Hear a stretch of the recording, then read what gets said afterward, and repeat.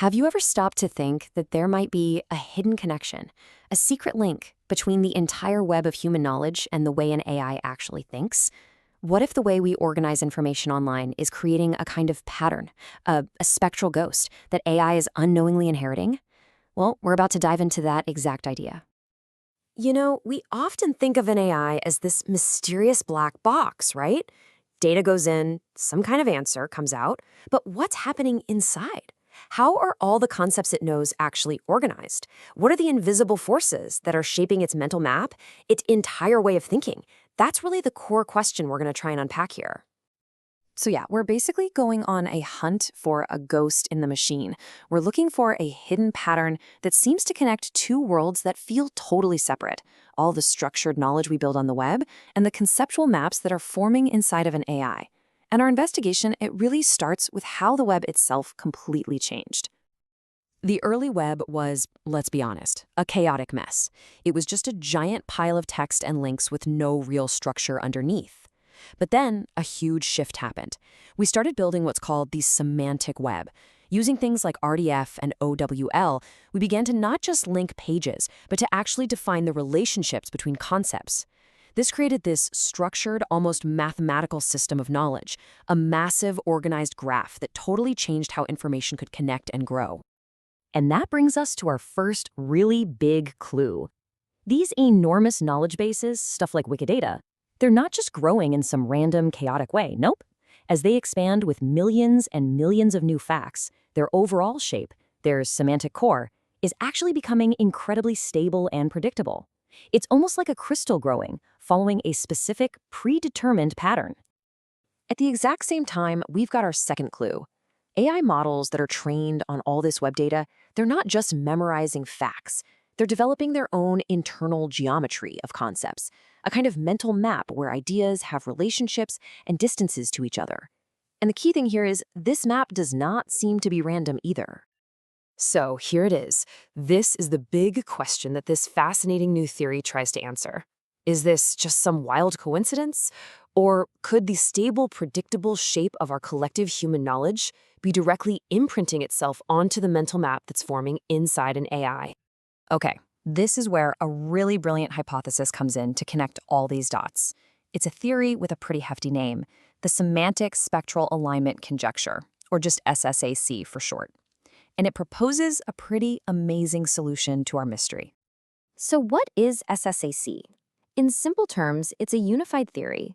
It says that these three seemingly separate things, the web structure, the way it grows, and the AI's internal map, are all basically dancing to the same beat. You can think of this spectral signature as a kind of fundamental frequency, like a resonant tone. The theory is that they are all vibrating at the same core mathematical frequency. Wild, right? All right, let's break this down. The first part of the theory is all about the structure of the web itself. And honestly, the best way to think about it is as a kind of skeleton. So conjecture number one is called structural convergence. It basically claims that as a huge knowledge graph like Wikidata gets bigger and bigger, it develops a stable semantic core.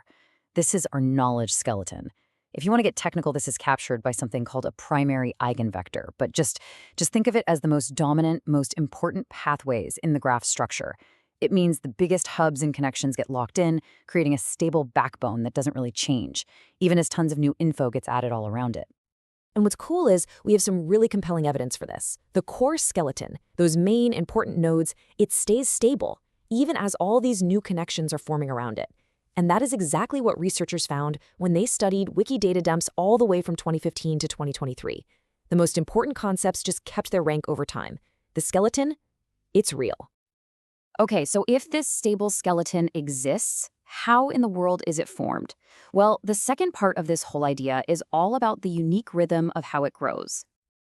This part is called the recurrence dynamics conjecture, and it argues that the skeleton stability comes from a very specific two-step dance, a rhythm that's created by humans and machines working together. So here's how this dance works. Step one is human creativity. An editor comes along and adds new information, and they're usually referencing something they just added or something that's fresh in their short-term memory. Then comes step two, machine reinforcement.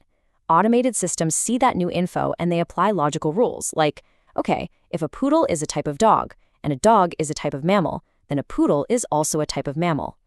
This process reinforces and strengthens that existing skeleton over and over again. Now, check this out. This two-set rhythm produces a really fascinating result.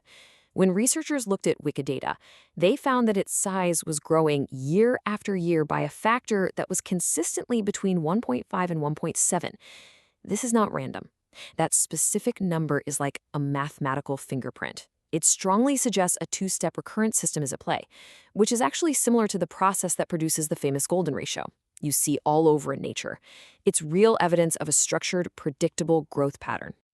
So we've got the skeleton, and we've got the rhythm that builds it. The final piece of this puzzle is the most critical one. How does the structure actually get from the web into the mind of an AI? This quote from the research paper that proposed all this just says it perfectly. It suggests that the conceptual map inside an AI's head isn't random at all. It's a direct consequence. It's downstream from this structured rhythmic growth that's happening on the web. And this brings us to the third and final conjecture, embedding alignment. The idea here is that when an AI trains on trillions of words from the web, it's not just learning the content, it's implicitly absorbing the fundamental shape of that content, that dominant skeleton we've been talking about. It basically replicates that same geometry in its own internal world. It's like it learns the structure through osmosis. So I want you to just imagine for a second that this shape you see here represents that stable, underlying structure of all our collective knowledge. Well, the theory says that the AI's internal map of concepts inherits that exact same shape. The ghost that's in our machine becomes the blueprint for theirs. Now, I know this is a mind-bending idea, but what are the actual consequences here? Why does any of this really matter in the real world? So let's just quickly recap the three parts of this whole theory. First, you've got the stable structure, which we're calling the skeleton. Second, there's the unique way it grows, the rhythm. And third, there's the way AI models soak this all up, the inheritance. The skeleton, the rhythm, and the inheritance. Together, they might just describe how our knowledge is literally shaping the minds of AI. Look, if this theory is true or even partially true, the implications are absolutely massive. Building knowledge graphs would no longer just be about organizing data. It would become a form of spectral engineering, where you're actually shaping the fundamental frequencies that future AIs will learn from.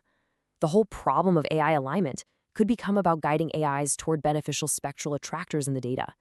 We could even maybe predict how an AI's concepts will shift and change just by watching how the web itself evolves. And that leaves us with one final, and I think pretty crucial question.